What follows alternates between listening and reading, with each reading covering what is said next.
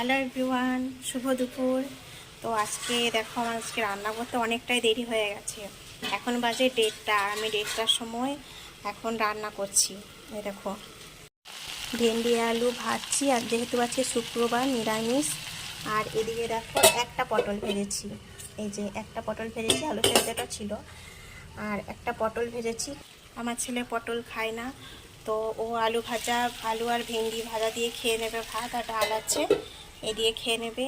তো রান্না করার দেরি আসল রহস্য হলো কদিন থেকে খুব শরীর খারাপ ছিল, তোমরা তো জানো।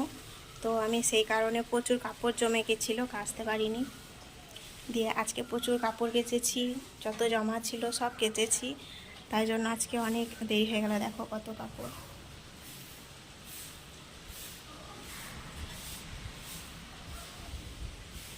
এগুলো সব কেচেছি। ওইদিকে তারে আরও আছে, তবে এই যে আজকে ছাদে কাপড় মেলিনি, প্রচুর রোদ আজকে, আর প্রচণ্ড হাওয়া দিচ্ছে। আর হাওয়া দিলে তারে হোক পাঁচিলে হোক একটাও কাপড় থাকবে না, সব নিচে পড়ে ধুলো লেগে যাবে।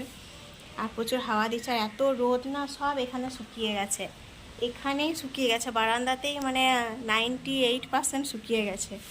তো এখন আর ছাদে মেলার দরকার নেই, যা তাপ এখন বারান্দাতে, অনেক তাপ ঢুকছে। তো অনেক দেরিও হয়ে গেছে, ছেলেকে খাওয়া যাচ্ছে, অনেক দেরি হয়ে গেল। তো বন্ধুরা, তোমরাও খেয়ে দিয়ে রেস্ট করো, আমিও তাড়াতাড়ি আলুটা ভেজে ছেলেকে খাইয়ে দিই। টাটা।